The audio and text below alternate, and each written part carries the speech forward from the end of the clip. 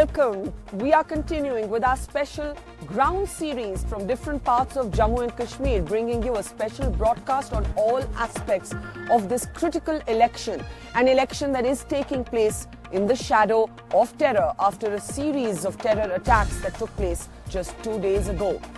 The next 2 days will be critical in Jammu and Kashmir. You have the Prime Minister arriving tomorrow afternoon for his first rally in the valley right here in the heart of Srinagar. And of course on Tuesday there's polling, and at least in 2 of the areas where voting is taking place, there have been serious terror attacks. In fact, just in the last hour or so, a grenade was hurled at a security convoy in South Kashmir, injuring 1 Jawan. On the program today, as we broadcast from a tiny little restaurant that is tucked away on the banks of the Jhelum River. You don't get to see the Jhelum too often. We normally associate Srinagar with the Dal or the Nigin Lake, but tonight we come to you from the banks of the Jhelum River. And on the program today, over the next 60 minutes, we'll be looking at what to expect from the Prime Minister's rally tomorrow, and we'll be asking whether the BJP can change the political discourse in Jammu and Kashmir. Also coming up on the program tonight, our special report on Kashmiri Pundits. The BJP is banking on their support, but beyond the political rhetoric and lip service, is a homecoming possible after these elections? तो इस चुनाव में सबसे बड़ा मुद्दा क्या रहेगा? सबसे पहले मुद्दा यह है कि कश्मीरी पंडित जो यहाँ से भागे हैं उनको तो वापस आने चाहिए और हालात धीरे धीरे ठीक होने चाहिए। और यहाँ कैसे रिश्ते हैं इस हवा का दल के? बहुत सारे, बहुत अच्छे बहुत अच्छे। हाँ? जगह परसों जो सैलाब आया था, परसों जो फ्लड आया था, बाढ़ आई थी, मुझे नहीं लगता कि कोई हिंदू भाई हमारे इतना आया जितने हमारे मुस्लिम यहाँ पे आ गए। But let's get started now with our top political story from Jammu and Kashmir. In a statement that is both controversial and provocative, Chief Minister of Jammu and Kashmir, Omar Abdullah, has said that the chest thumping over the turnout in the first 2 phases of the election has led to a backlash. In fact, the very phrase he used in an interview to me was that it was like going into a tiger's cage and pulling its tail. He said the euphoria over the turnout was premature and people and the media should have waited till all phases were completed.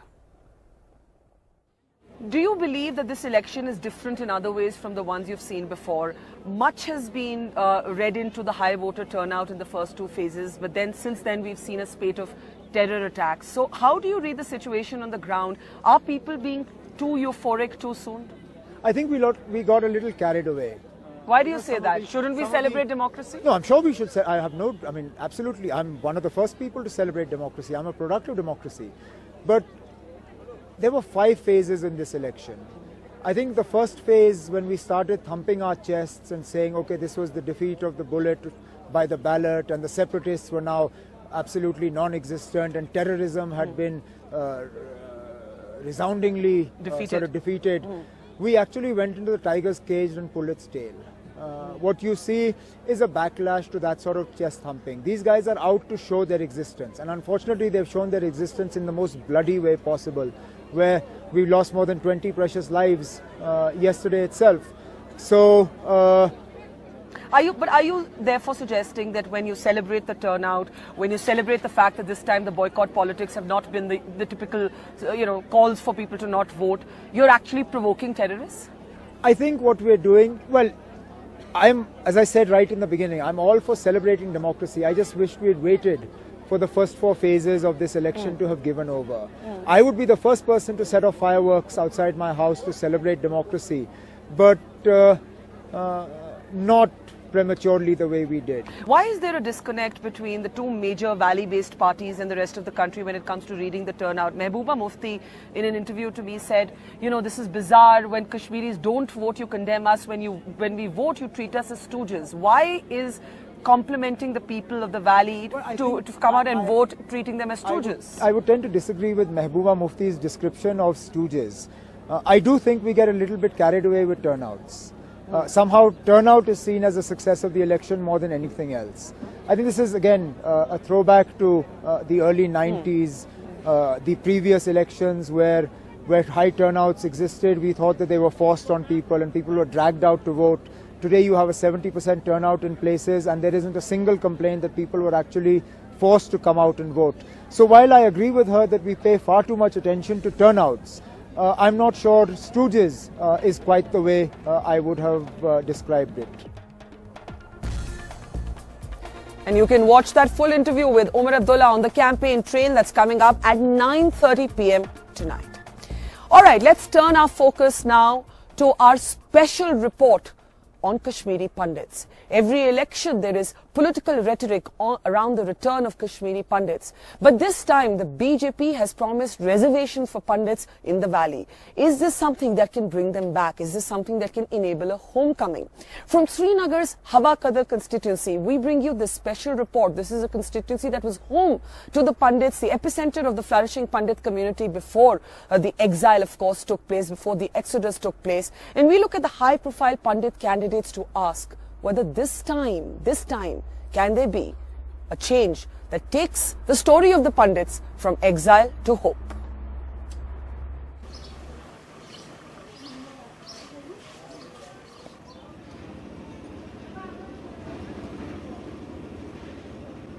Till a few years ago, this is what Hawa Kadal, once the stronghold of Kashmiri Pandits in Srinagar, looked like. Deserted narrow streets, homes that had been locked up for years, termite-ridden wood, mountains of dust, and the eerie sound of silence that had come to define what had been left behind after the Pandits were forced into exile.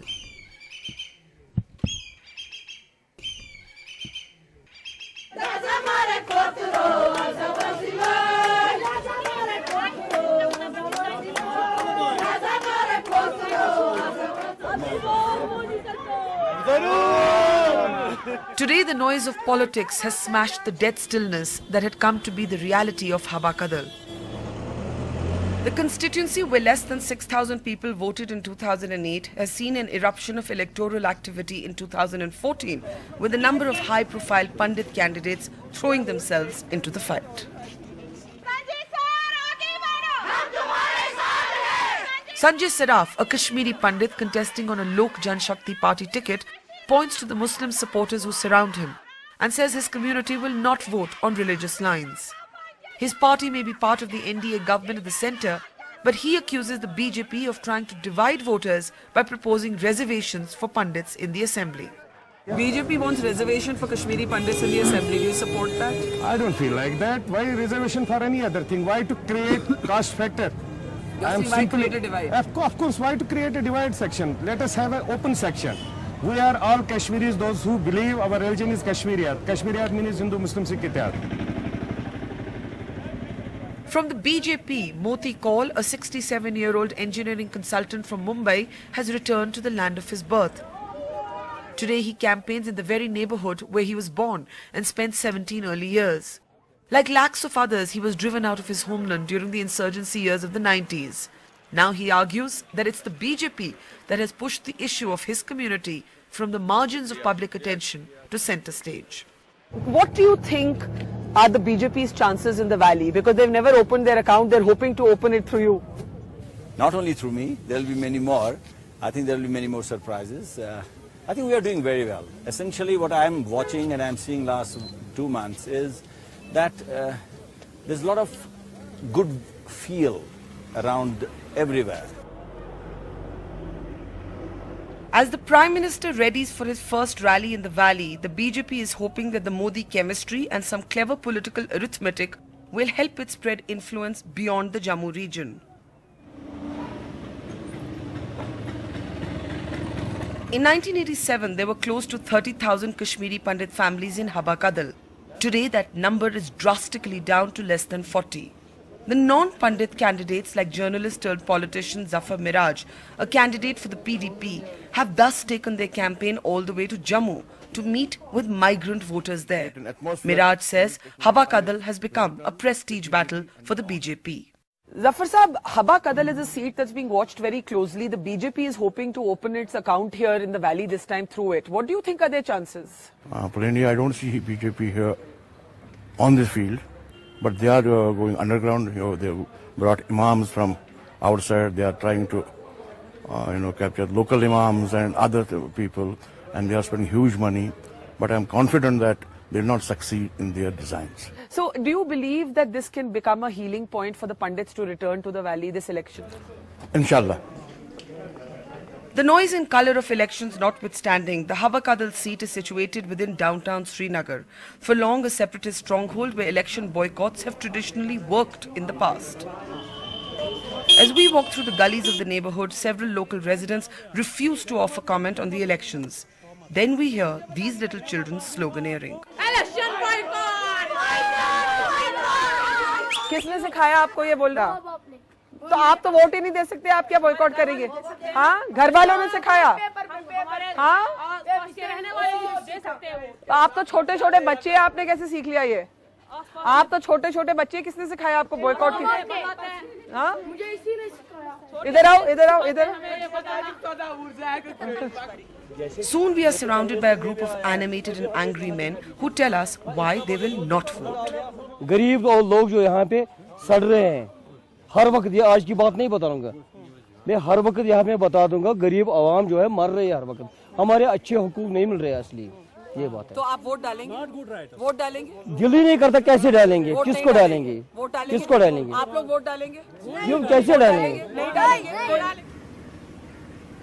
In a seat where the 2008 winning candidate polled less than 3,000 votes, ironically, a low voter turnout among local residents and a high migrant vote may suit the BJP's calculations just fine.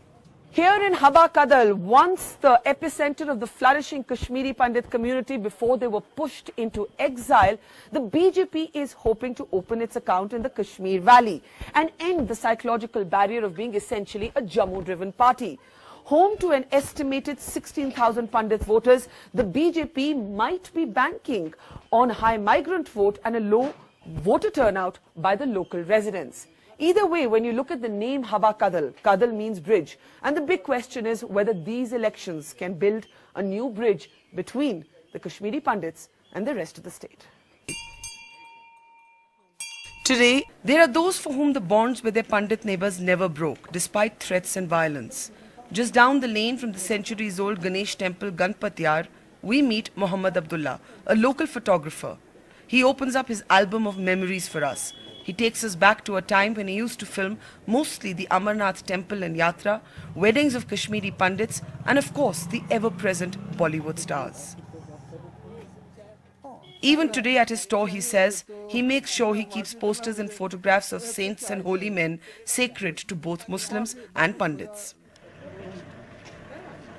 For almost 2 decades now, Abdullah has been the guardian of his Pandit neighbour Jawaharlal Kaul's house. Today he opens the locked doors and shows us around inside the now abandoned desolate home. Cobwebbed walls, broken glass, rusty old taps, a mirror draped in dust, the tragic remnants of what was once the home of one of his closest friends. The Om sign painted on the wall, a little metal tray where the puja was once performed, and a few scattered posters on the wall are all that remain now. Abdullah says though he could easily rent the house and make some money, he sees the safekeeping of his friend's home as a promise built on the foundation of trust. जहाँ तक पंडित के मकान का ताल्लुक है, ये हमारे पास अमानत है और हम अमानतदार हैं। मेरे पास 4-5 मकानों की चाबियाँ थी, उन्होंने बेच दी लगभग, तो अभी एक मकान की चाबी मेरे पास है, ये अमानत है। अगर खुदा न खास्ता मैं चाहूँ, पंडित यहाँ नहीं है, इसमें 8 कमरे हैं, 8 कमरे में से अगर मैं 2 कमरे में किराएदार रखूँ, मेरे को 6,000 रुपये मिलेगा। मेरा फ़ायदा है, नुकसान है? फ़ायदा है, लेकिन नहीं, मुझे कल मरना है, कल को मैं उस खुदा को क्या जवाब दूंगा?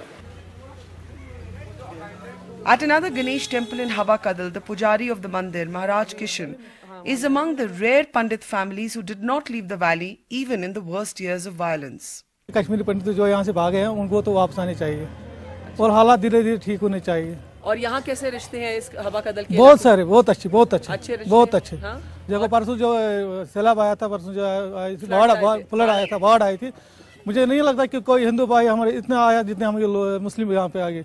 उन 4-5 दिन में हमारे घर में ही रहे थे कि नहीं यहाँ से निकलो, यहाँ पर खतरा आया है। सारे तो बहुत मदद की, बहुत ज़्यादा, बहुत बात। Despite such moving stories of compassion for a displaced people who have been left stateless, pushed out of their own land and forgotten on the very periphery of political debate, this election can only have meaning if it also enables a homecoming. In Haba Kadal with Manu Nair, Arif Radhu, Yamini Joshi, Apta Ramesh and Zafar Iqbal, Barkha Dutt for NDTV.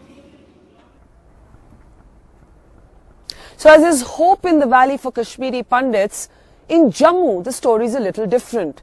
As my colleague Zafar Iqbal now reports from Jammu, there's a whole generation of Kashmiri Pandits who live in Jammu but have never even seen the Kashmir Valley. 24-year-old Rahul Bhatt has never seen Kashmir. He was born months after his family migrated from Baramulla after militancy erupted in Kashmir. The family of 6 were first allotted a one-room tenement in the Muthi migrant camp on the outskirts of Jammu. But 6 years ago, they shifted into this 2-room set in Muthi. It is here the family eats, sleeps and sits together in a huddle when the winter chill becomes unbearable. For people like Rahul, born and brought up in Jammu, the elections are meaningless.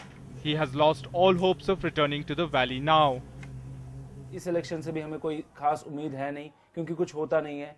इस बार तो कोई visit किसी भी candidate का visit यहाँ हुआ नहीं. किसी ने भी एक बार भी यहाँ के हालात देखने की कोई कोशिश ही नहीं की कि एक बार देखा जाए कि ये कैसे यहाँ रह रहे हैं. कुछ भी नहीं हुआ. आपके लिए क्या मायने रखते हैं? मेरे लिए और मेरे जैसे कितने ही और यूथ के लिए कोई कुछ मायने नहीं रखते. ये इलेक्शन कुछ मायने नहीं रखते. मेरे हिसाब से जीरो हो या ना हो कि कोई फर्क नहीं पड़ता. मैं तो वैसे भी नोटा ही करूंगा. There are 93,000 registered Pandit voters in Jammu who could be crucial in determining the outcome of the polls. And the political parties are wasting no opportunity to reach out to them. Ahead of polling for the 4th phase in Srinagar, PDP's Haba Kadal candidate Zafar Mehraj has been frequently camping in Jammu, holding meetings with Kashmiri Pandits for drawing their support for the high-profile Haba Kadal seat. It's been 25 years since Kashmiri Pandits left the valley and they haven't returned so far. Every time when there is election, political parties come up with new promises for their return, but there really is no roadmap on the ground. With Zafar Iqbal in Jammu, Rohit Rajan for NDTV. Now to our debate tonight. Ahead of Prime Minister Modi's first rally in the valley, can the BJP change the political discourse of the state? Is it Mission 44 slogan realistic? And when we talk about Kashmiri Pandits, the BJP is promising reservation in the assembly for the community and banking on the Pandit vote. But can these elections offer real hope for a community in which lakhs have lived in exile with only under 3,000 Kashmiri Pandits left in the valley? Let's introduce our panel this evening. From the BJP, we're joined by Moti Kaul, a Kashmiri Pandit who is a candidate, of course, in Haba Kadal. From the PDP, we're joined by Nahima Mehjoor, a senior spokesperson and leader of the party. From the National Conference, we have Tanveer Sadiq, who's, of course, a senior leader of the National Conference. I also have here Sanjay Tikku. He is the president of the Kashmiri Pandit Sangharsh Samiti, a Pandit, one of the under 3,000 Pandits who still lives in the valley. And from Delhi tonight, we are joined by Sushil Pandit. He's, of course, the head of Hive Communication, also a well-known commentator, and, of course, a Kashmiri Pandit in exile. And because I know the politicians are going to get locked into an argument in just a moment from now, Sushil, I'll get a quick response from you. Do you believe, as a Pandit in exile, that this time there is possibility of something changing decisively, or do you believe it's just the same old political rhetoric? No, I think there is a distinct possibility. I think we have somebody in our current Prime Minister, someone who means what he says and is capable of delivering it on the ground. I believe we have a party in power with the kind of mandate that they can deliver. There is clarity of thought, there is a track record on policy, and there is a will. It is just a matter of time, and it gives us, my community, my brethren, a lot of hope from this government and this Prime Minister to see real change on ground in the valley. Okay, so you feel that this time the Modi effect could lead to a real change on the ground. I want to bring in Moti Kaul immediately into this to add to it. Mr. Modi is going to be speaking tomorrow. In many ways, the BJP is banking A on the Pandit vote and B on the Modi effect. Do you believe the BJP this time can open its account in the valley? Because otherwise you've been classified... One minute, Sushil, I'm just getting Moti Kaul in. Just getting... You want to add to that, Sushil, and then I'll get Moti Kaul. Quickly add to that, Sushil. Yeah. Just a moment.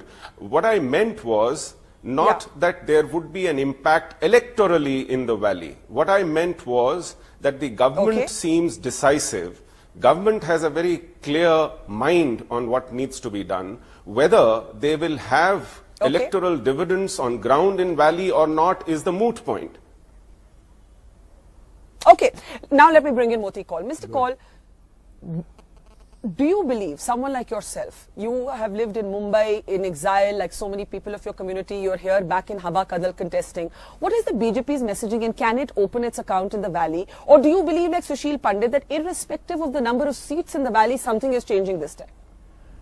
I think it's not going to be only my seat. I think as I told you earlier, I think there will be many more pleasant surprises for BJP. After all, we need to understand the situation on the ground here. I mean, I have been here campaigning for the last 1 month. Yes. And I have seen on the ground, things are so bad.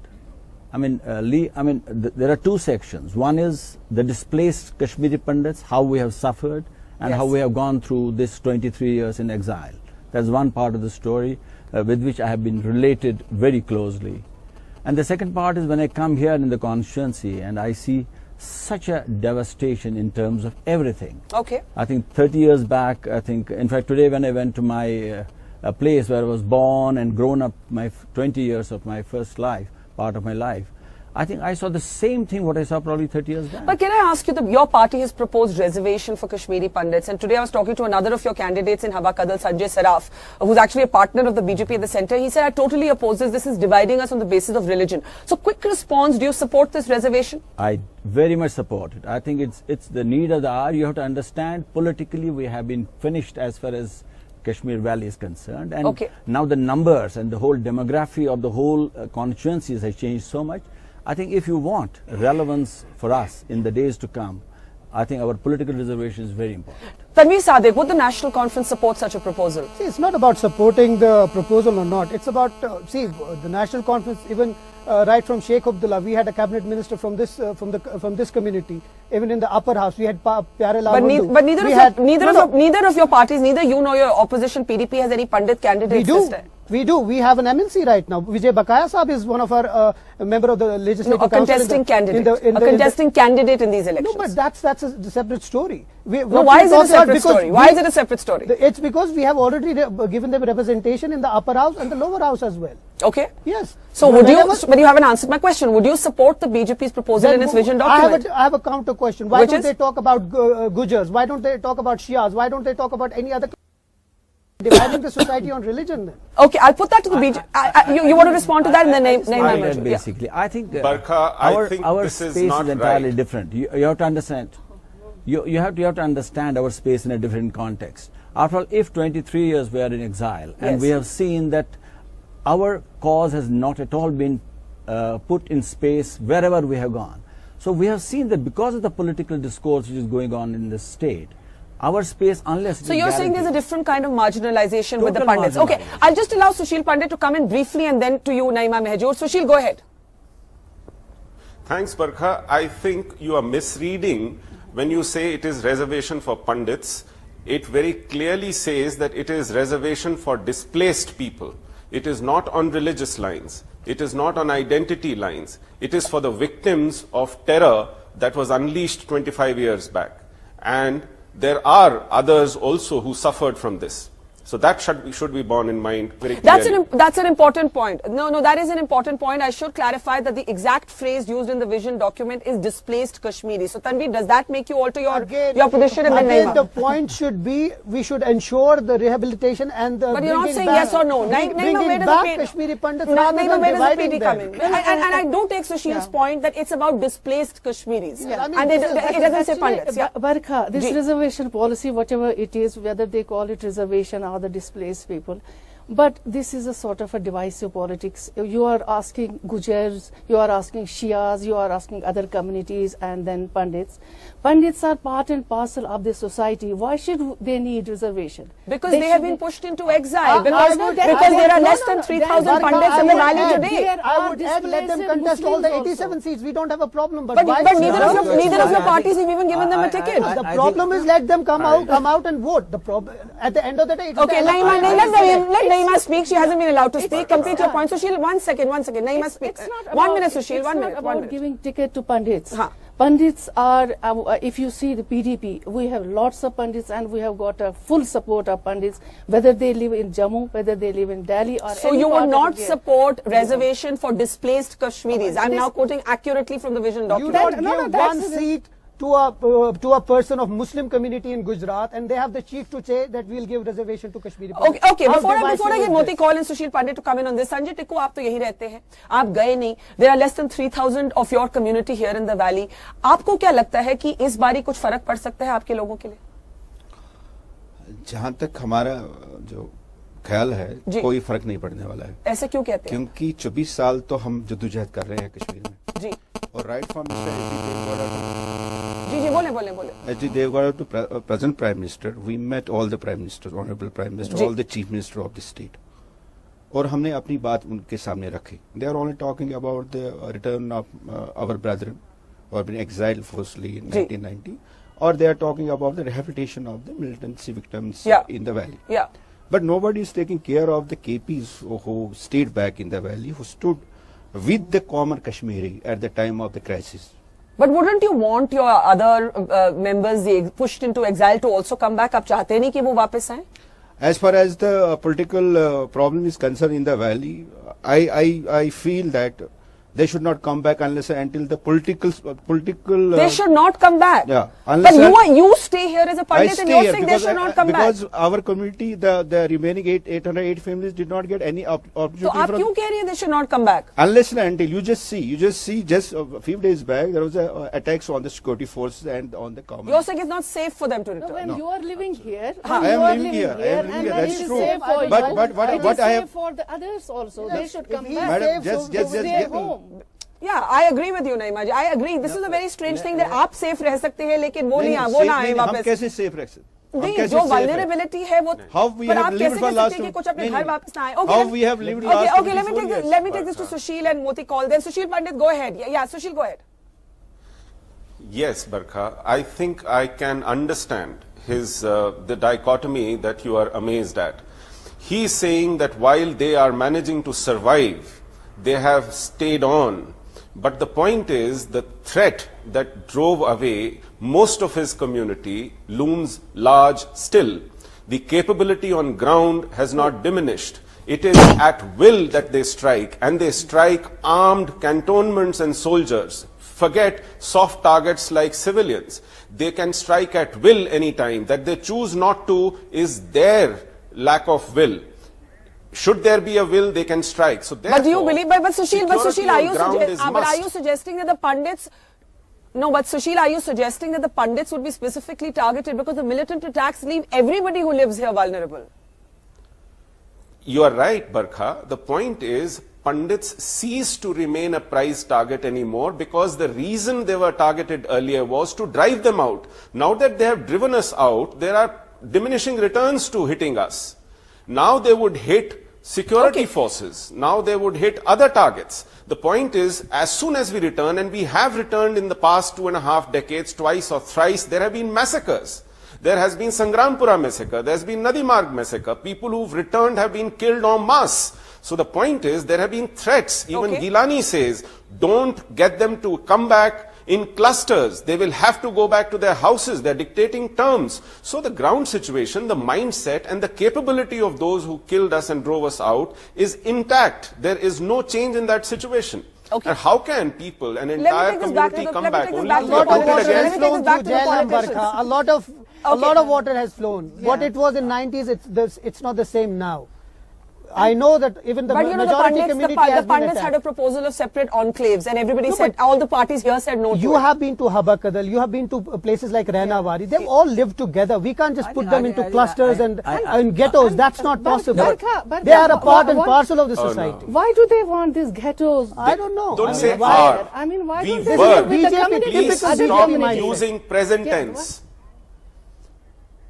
Sushil is saying don't use present tense. We no longer live assimilated. Yeah, whatever has we happened. We were a part of your society. We are no longer. We have been dragged out. It's not that only Muslims have suffered through. I mean, they have gone through. Okay, Moti Kaul, you're contesting from Habakadal. Just today, I met a Kashmiri Muslim photographer who is the guardian of his Pandit neighbour Jawaharlal calls house, और वो घर 30 साल से मतलब 20 साल से शायद खाली पड़ा हुआ है, लेकिन वो रोज जाके उनकी खोलते हैं, देखते हैं सब ठीक है, एंड ही सेड मैं कभी भी इसको रेंट पे नहीं लगाऊंगा, ये मेरी अमानत है.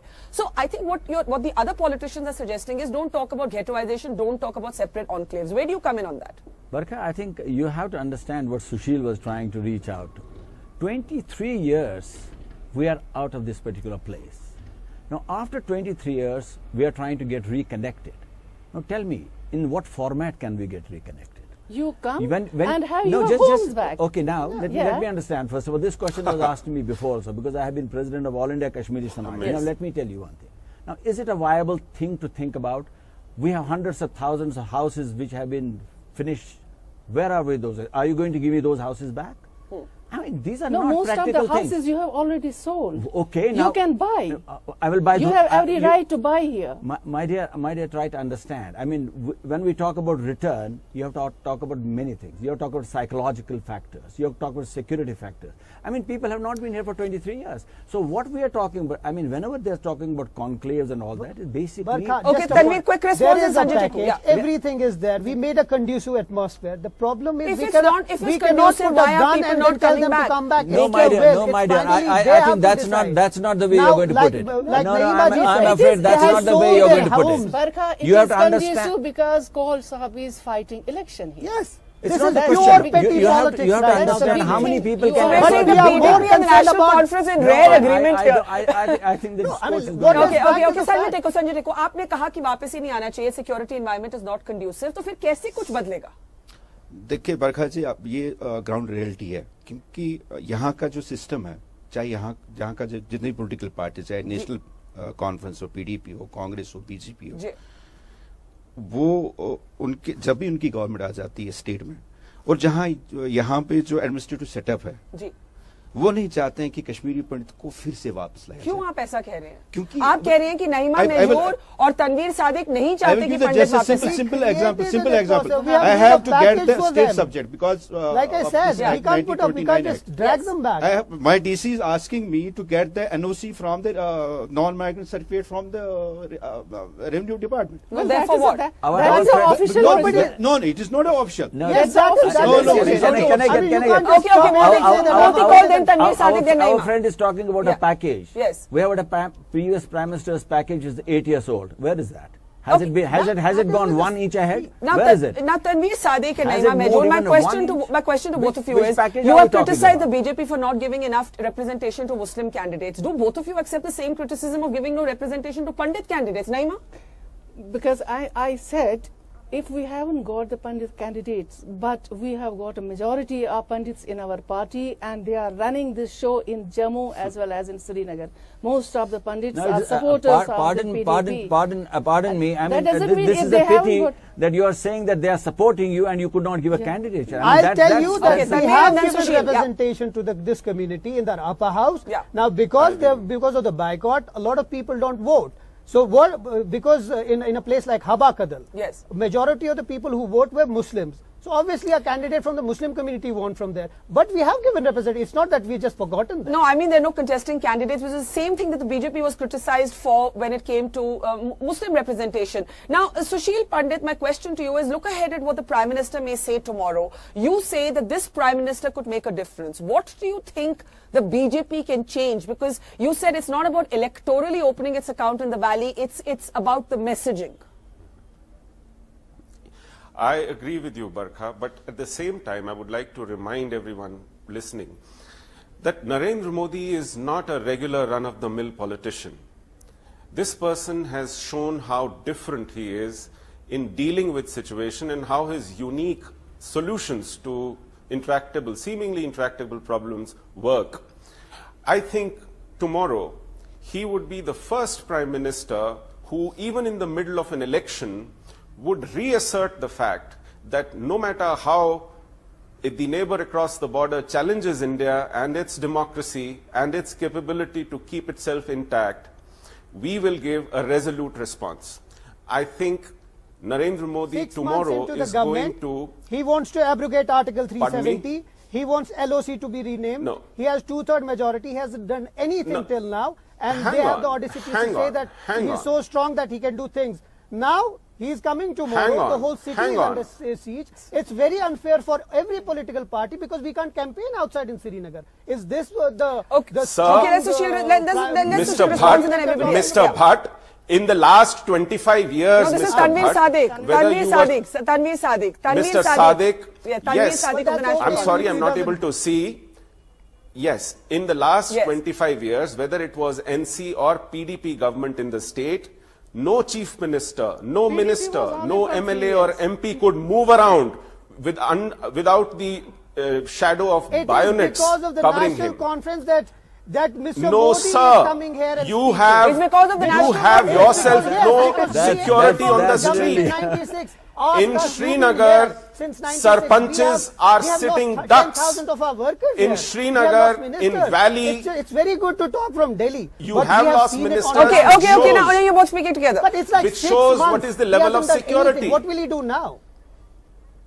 Okay, let's level of security is that but Tanveer, I have a question for you. Without being Okay, let me just get a word in. Tanveer Sadiq, your chief minister, in an interview to me, said something very controversial. He said, when I asked him about these recent terror attacks which Sushil Pandit referred to, he said the chest thumping about the turnout in the first two phases had created a backlash. So are we now saying that we should not celebrate the voter turnout? No, are we now saying that militant attacks did not take place earlier? It's a great thing that what happened. It's a victory of democracy. But why do we need to beat our chest and say, I mean, every media was after this, that democracy has returned. I just want to tell. Either this prevarication has gone on too long. It is appeasing the separatists that has brought these two so-called mainstream parties. No, it's not about appeasing the separatists. Who says that? They are always conceding to them, always appeasing them. And to the extent that they've become soft Sushil, separatists themselves. why do we have to beat chest to say that that people have come out to vote? It is remarkable.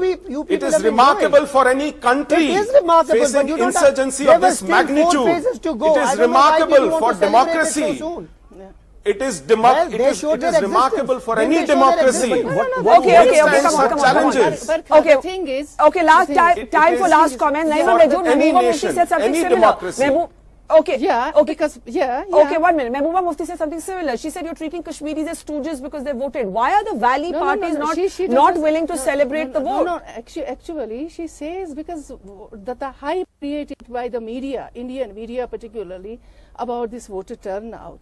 And you should have waited for another. You should have waited for 5 Modi call wait for the phases to be completed. Why? I mean, why shouldn't we celebrate? Every other part of the country, whenever such thing happens, we always celebrate. We always say there's been a good... But what just show the separatists that you are totally gone and then militants. I mean, of course, that was not the message. That was not the message. Sanjay Tikku, what are your expectations from Prime Minister Modi as he makes his first speech in the Valley? As far as for the KPs are concerned in the Valley, we don't have any expectations. Not even from Mr. Modi? No, because I told him on the face that we don't have any expectations from you. Aap mile unse? Yeah, last time. And you said we don't have any expectations. So if you want to do anything, do it within 3 months till March. So we have given him the time for 3 months. Okay, time for last comments now. I'll start with you, Tanveer Sadiq. Expectations from Mr. Modi's speech. Are you worried about the 1 lakh people? And what is the position you're finally taking on the return of the Pandits? Quickly. We will welcome Kashmiri Pandits as and when they come. We cannot force them to come back. As far as Modi is concerned, I am sure that there will be people in his rally tomorrow. But I know for the fact that one of them will be there with conviction. So how will they be there?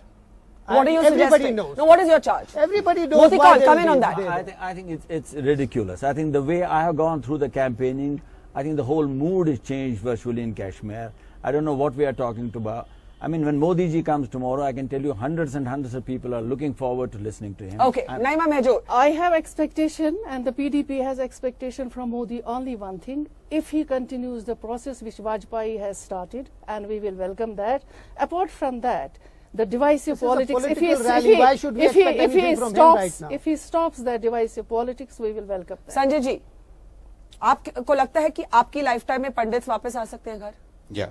आपकी life time में. So उतना hope तो है आपको. उतना hope तो. All right, Sushil Pandit, you get the last word. You said Mr. Modi can change things. He's not the run-of-the-mill politician. Very quickly, last thoughts tonight. Last thoughts. I have to end now. Thanks, Barkha. I think tomorrow is going to be a historic moment because our Prime Minister will not just be addressing his likely voters in Valley, he'll be addressing every patriot, someone who has hopes from BJP from across the country and across the world who hold him in high esteem and great hopes. So his address from Srinagar will be very keenly awaited for the direction Kashmir is going to take in the years to come. All right, we'll leave it there. We'll leave it there. No consensus on when, how Kashmiri Pandits can return. Many expectations of Mr. Modi's rally. It will be watched very, very closely. We'll be back here tomorrow night to discuss it. For now, thanks to Sushil Pandit, Tanveer Sadiq, Naima Mehjoor, Moti Kaul and Sanjay Tikku for joining us on this special broadcast from the banks of the Jhelum tonight. We'll be taking a quick break. On the other side, while we bow our heads to the martyrs, our soldiers who died in those multiple terror attacks, what about the forgotten heroes? Jammu and Kashmir's policemen who do not seem to get the recognition they deserve. That's coming up on the other side. Modi साहब जो हमारे वज़ीर आज़म हमारे हैं मुल्क के, उसमें उन्होंने जो नाम लिए हैं आर्मी जवानों के जो शहीद हो चुके हैं, तो साथ में जो हमारे भी ये भाई है पुलिस के जवान जो है वो भी शहीद हो चुके हैं, लेकिन इसका पुलिस वालों का जो जिक्र है वो नहीं हुआ है. इससे हमें बहुत दुख हुआ है.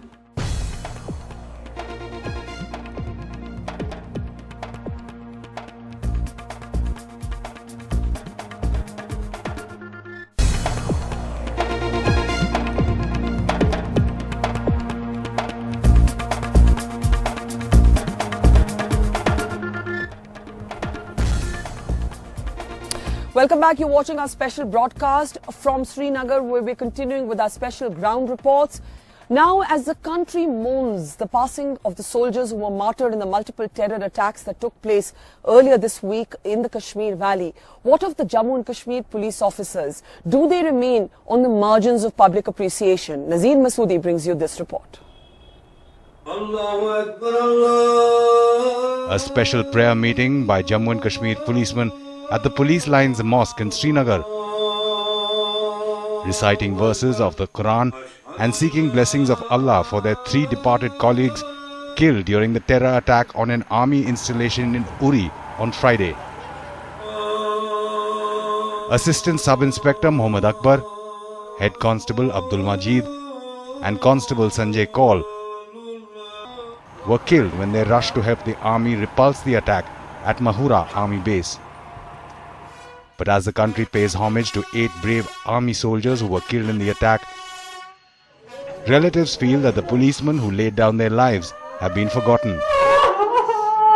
The police are not ready to speak, but the families of the policemen killed don't hide their anger. Army जवानों हम गए शहीद मगर मेन फादर गो न शहीद क्या बारस मज आव न कह वन मज सह क्या गो शहीद या कह सिवाय वो अम सिवाय सिवाय पन्न हुंद वन नौजवान मज हम आर्मी जवान हुंद वन मज हम गए शहीद. After the attack, the Prime Minister in his tweet said, 125 crore Indians bow to our brave army jawans who sacrificed their lives. These men lived and died for the nation. We won't forget them. But it's not just indifference from the top leadership in Delhi. These policemen were ignored even by their own leadership. No top police officer, including the DGP, who are busy with security arrangements for the Prime Minister's rally in Srinagar, visited the families. In contrast, the Army Chief General Dalbir Singh came from Delhi to lay the wreath on the bodies of the army men who were killed. Modi साहब जो हमारे वज़ीर आज़म हमारे हैं मुल्क के, उसमें उन्होंने जो नाम लिए हैं आर्मी जवानों के जो शहीद हो चुके हैं, तो साथ में जो हमारे भी ये भाई है पुलिस के जवान जो है वो भी शहीद हो चुके हैं, लेकिन इसका पुलिस वालों का जो जिक्र है वो नहीं हुआ है, इससे हमें बहुत दुख हुआ है। Around 1,000 policemen have died while fighting militancy over the last 2 decades in the state. The local police are caught between their social obligations and the call of duty, both contradicting each other in Kashmir's peculiar situation. They are fighting a war against militancy, defending the national interest, and also fighting for their own survival in a society which is largely hostile for the simple reason that the police represent the Indian state. Whose martyrs are these policemen, by the way? In Kashmir, very few people join their funeral prayers and sympathize with the families because policemen are often seen on the wrong side of social and political discourse. At the national level, they are not even recognized as a force which is on the forefront in the fight against militancy. In Srinagar, Nazir Masoodi for NDTV. And we leave you tonight with a heartbreaking image of Lieutenant Colonel Sankalp's 8-year-old daughter lighting his funeral pyre. That's an image that India needs to never forget.